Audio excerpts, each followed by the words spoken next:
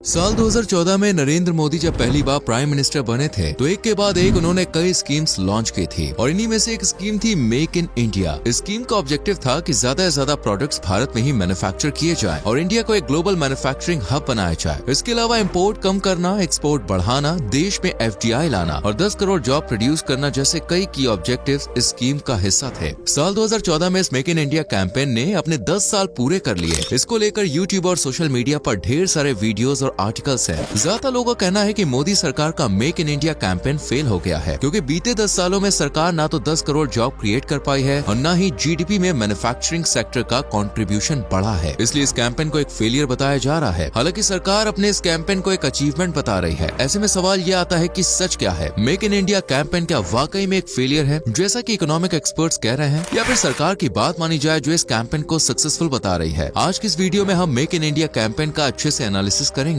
और जानेंगे कि आखिर क्यों इसे एक फेल्ड कैंपेन माना जा रहा है। लेकिन वीडियो को शुरू करने से पहले अगर आप हमारे चैनल पर पहली बार विजिट कर रहे हैं तो प्लीज सब्सक्राइब कर लीजिए। मोदी सरकार ने मेक इन इंडिया कैंपेन काफी उत्साह और जोश के साथ शुरू किया था। इसे इंडियन हिस्ट्री के सबसे बड़े कैंपेन में से एक माना जा रहा था। कहा जा रहा था कि ये कैंपेन अगले 10 सालों में ग्लोबल लेवल पर इंडिया की छवि को पूरी तरह से बदल कर रख देगा और इसमें कोई भी दो राय नहीं है कि बीते 10 सालों में वैश्विक स्तर पर भारत की एक अलग ही छवि निखर कर सामने आई है। Smartphones, solar panels, defence sector, semiconductors, electric vehicles जैसी फील्ड में इंडिया ने जो तरक्की की है उसे देखकर पूरी दुनिया हैरान है। लेकिन गवर्नमेंट ने मेक इन इंडिया कैंपेन को लेकर जो ऑब्जेक्टिव सेट किए थे वो अचीव नहीं हो पाए हैं, जिसकी वजह से इस कैंपेन को कुछ लोग फेलियर बता रहे हैं। सरकार ने जो लक्ष्य निर्धारित किए थे उनमें पहला लक्ष्य था कि इम्पोर्ट पर डिपेंडेंसी कम की जाए और एक्सपोर्ट को बढ़ाया जाए। साल 2024 में भारत की इम्पोर्ट पर डिपेंडेंसी 25.95% थी। साल 2024 तक इस ग्राफ में गिरावट तो हुई है लेकिन उम्मीद से बहुत ज्यादा कम। 2024 में इम्पोर्ट डिपेंडेंसी 23.96% रिकॉर्ड की गई। इसके अलावा सरकार का मानना था कि मैन्युफैक्चरिंग सेक्टर में सालाना 12 से 14% तक की ग्रोथ देखने को मिलेगी। लेकिन बीते 10 सालों में हम सिर्फ 2015 में ही इस ग्रोथ रेट के टारगेट को अचीव कर पाए हैं। मैन्युफैक्चरिंग सेक्टर में इंडिया की एवरेज ग्रोथ रेट 6% के आसपास ही रही है। सरकार ने एक टारगेट सेट किया था कि साल 2023 तक इंडिया के GDP में मैन्युफैक्चरिंग सेक्टर का कंट्रीब्यूशन 25% तक हो जाएगा। लेकिन दोस्तों 2014 से लेकर अब तक GDP में मैन्युफैक्चरिंग सेक्टर का कंट्रीब्यूशन 17% के साथ कंसिस्टेंट ही रहा है। दोस्तों इस स्टैट्स को लेकर क्रिटिक्स सबसे ज्यादा बवाल कर रहे हैं कि make in India project fail हो गया है। और चीन की GDP में मैन्युफैक्चरिंग सेक्टर का कंट्रीब्यूशन 33% के आसपास है। इसलिए चीन को दुनिया में मैन्युफैक्चरिंग हब के तौर पर पहचाना जाता है। इंडिया आसानी से GDP में 25% का कंट्रीब्यूशन का लक्ष्य हासिल कर लेता अगर बाकी सेक्टर्स में ग्रोथ ना देखने को मिलती। बीते 10 सालों में सर्विस सेक्टर की फील्ड में भी इंडिया ने बहुत तेजी से ग्रोथ की है और यही वजह है कि मैन्युफैक्चरिंग सेक्टर की परसेंटेज हमें कांस्टेंट देखने को मिल रही है। साल 2014 में इंडिया का टोटल एक्सपोर्ट 317 बिलियन डॉलर्स का था जो 2024 में बढ़कर 800 बिलियन डॉलर्स तक पहुंच गया है। हालांकि दोस्तों भले ही इंडिया का एक्सपोर्ट बढ़ा है लेकिन इसके साथ ही इंडिया का ट्रेड डेफिसिट भी इंक्रीज हुआ है। 2014 में इंडिया का ट्रेड डेफिसिट 32.4 बिलियन डॉलर्स था जो 2023 में बढ़कर 54.5 बिलियन डॉलर्स तक पहुंच गया है। ट्रेड डेफिसिट बढ़ने से इकोनॉमी को भारी लॉस होता है। इंडिया को ज्यादा डॉलर्स खरीदने पड़ते हैं और इससे हमारे देश की करेंसी की वैल्यू कम होती है। यही वजह है कि रुपए के मुकाबले डॉलर लगातार मजबूत होता जा रहा है। साथ ही इससे डोमेस्टिक इंडस्ट्रीज खत्म होती हैं और जॉब्स में भी कमी आती है। मेक इन इंडिया कैंपेन के साथ भारत ने लक्ष्य रखा था कि ज्यादा से ज्यादा FDI भारत में लाना है और इस टारगेट को भी सरकार ने वैसे तो अचीव किया है। साल 2024 में इंडिया का टोटल FDI 46.6 बिलियन डॉलर्स था जो 2024 में बढ़कर 80 बिलियन डॉलर्स तक पहुंच गया। लेकिन दोस्तों इसकी एक सेकंड साइड भी है। भारत में 10 सालों में इन्वेस्टमेंट भी काफी बढ़ा है। 2014 में इन्वेस्टमेंट 13.6 बिलियन डॉलर्स था जो अब बढ़कर 45 बिलियन डॉलर्स तक पहुंच गया है। इन्वेस्टमेंट को कम करने में सरकार विफल रही है और इसलिए मेक इन इंडिया को एक फेल प्रोजेक्ट बता दिया जाता है। सरकार ने 2014 में एक टारगेट सेट किया था कि 10 सालों में मैन्युफैक्चरिंग सेक्टर में 100 मिलियन यानी कि 10 करोड़ जॉब्स क्रिएट करनी है। लेकिन आंकड़ों की माने तो मैन्युफैक्चरिंग सेक्टर में सिर्फ 18 मिलियन जॉब्स ही क्रिएट हो पाई हैं। दोस्तों बहुत से लोगों का मानना है कि इंडिया मैन्युफैक्चरिंग सेक्टर पर फोकस क्यों कर रहा है। क्यों सिंगापुर जैसे देशों की तरह हम सिर्फ सर्विस सेक्टर पर फोकस नहीं कर सकते हैं। एक सेक्टर पर फोकस करना कंपैरेटिवली आसान हो जाएगा और ऐसा इंडिया में होना पॉसिबल नहीं है। सर्विस सेक्टर में सिर्फ स्किल्ड पीपल्स के लिए ही जॉब अपॉर्चुनिटीज क्रिएट होती हैं, तो वहीं मैन्युफैक्चरिंग सेक्टर में स्किल्ड, सेमी स्किल्ड और नॉन स्किल्ड सभी को नौकरी के अवसर मिलते हैं। भारत की आबादी में 50% से ज्यादा संख्या सेमी स्किल्ड और नॉन स्किल्ड लेबर की है। आज भारत के GDP में IT सेक्टर का कंट्रीब्यूशन 7.5% है और टेक्सटाइल इंडस्ट्री का कंट्रीब्यूशन 2.3% है। लेकिन दोस्तों बात करें एम्प्लॉयमेंट की तो IT सेक्टर 54 लाख लोगों को रोजगार दे रहा है, जबकि टेक्सटाइल इंडस्ट्री से डायरेक्ट और इनडायरेक्ट वे में में 4.5 करोड़ लोगों को रोजगार मिल रहा है। इन सभी आंकड़ों को देखकर यही लग रहा है कि मेक इन इंडिया प्रोजेक्ट असल में फेल हुआ है। सरकार ने जितने भी टारगेट सेट किए थे उनमें से कोई भी ठीक तरह से अचीव नहीं हो पाया है। तो क्या मान लिया जाए कि मेक इन इंडिया प्रोजेक्ट सच में फेलियर है? ऐसा कहना देखिए बहुत जल्दबाजी होगी। सिक्के के दूसरे पहलू के बारे में हम बात करेंगे, लेकिन उससे पहले ये जान लेते हैं कि आखिर make in India project 100% successful क्यों नहीं हो पाया है। दोस्तों, इंडिया की ब्यूरोक्रेसी और काम करने का जो सिस्टम है उसकी वजह से ही असल में मेक इन इंडिया पीछे रह गया। यूं तो सरकार ने मेक इन इंडिया कैंपेन को प्रमोट करने में कोई कमी नहीं छोड़ी। कई स्कीम्स लॉन्च की, लोगों को सस्ती दरों पर लोन दिया, टैक्स रिबेट दी, लेकिन फिर भी कैंपेन के टारगेट अचीव नहीं हो पाए। ऐसा न हो पाने के कई रीजंस हैं। इंडिया में कोई भी बिजनेस सेटअप करना देखिए काफी मुश्किल है। मेक इन इंडिया के तहत सरकार ने लोगों से कहा कि छोटा बड़ा कैसा भी खुद का बिजनेस शुरू करें, फिर वो चाहे छोटी सी फैक्ट्री या कारखाना ही क्यों ना हो। लेकिन इंडिया में बिजनेस शुरू करना इतना आसान नहीं है। कई सारी कंपनियों को इंडस्ट्री और मैन्युफैक्चरिंग यूनिट लगाने के लिए लैंड ही नहीं मिल पाती।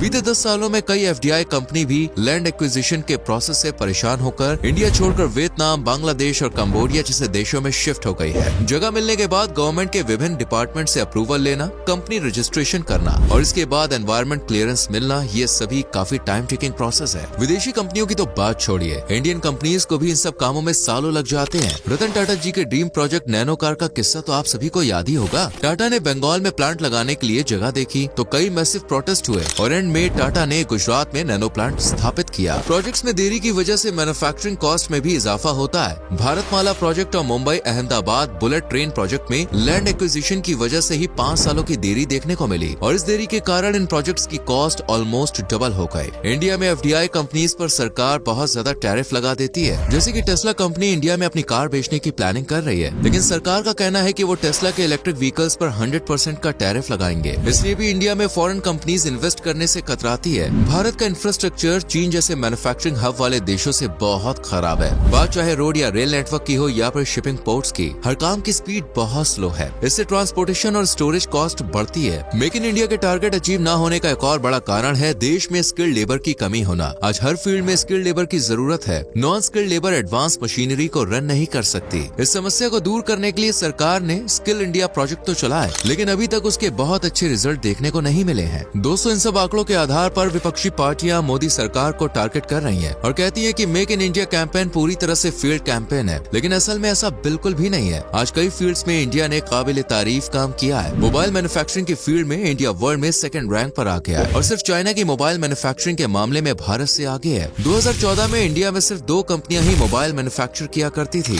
आज इंडिया में 200 से भी ज्यादा मोबाइल मैन्युफैक्चरिंग यूनिट्स है। एप्पल से लेकर सैमसंग तक हर बड़ी कंपनी के फोन इंडिया में बन रहे हैं। मोबाइल सेक्टर में इंडिया का एक्सपोर्ट बीते 10 सालों में 7,500% बढ़ा है। साल 2023 में इंडिया ने 1.2 लाख करोड़ के मोबाइल एक्सपोर्ट किए थे। इसके अलावा टॉय इंडस्ट्री में भी make in India campaign successful रहा है। साल 2014 में इंडिया ने $96 मिलियन के खिलौने एक्सपोर्ट किए थे और 2024 में यह आंकड़ा बढ़कर $325 मिलियन तक पहुंच गया है। साथ ही टॉय इंपोर्ट में 52% की गिरावट देखने को मिली है। मेक इन इंडिया कैंपेन के तहत इंडिया ने सबसे बेहतरीन काम डिफेंस सेक्टर में किया है। साल 2014 में इंडिया अपने डिफेंस सिस्टम को मजबूत करने के लिए अमेरिका, इजराइल और रूस जैसे देशों पर ही आधारित था। डिफेंस सेक्टर में एक्सपोर्ट तो सिर्फ 500 करोड़ था, जो ना के बराबर है, लेकिन आज इंडिया वर्ल्ड में एक मेजर डिफेंस एक्सपोर्टर बनकर उभरा है। साल 2023 में मेक इन इंडिया कैंपेन के अंडर ही इंडिया ने 1.27 लाख करोड़ के डिफेंस प्रोडक्ट्स मैन्युफैक्चर किए थे और लास्ट ईयर इंडिया का डिफेंस एक्सपोर्ट 21,000 करोड़ से ज्यादा का रहा। दुनिया के 90 देशों में भारत ने रक्षा उत्पाद एक्सपोर्ट किए। किया कार्स की मैन्युफैक्चरिंग भारत में हो रही है। कोविड-19 पैंडेमिक से निपटने के लिए भारत ने एक बड़े लेवल पर कोविड वैक्सीन का उत्पादन किया और दुनिया भर में भारत की बनाई वैक्सीन इंपोर्ट की गई।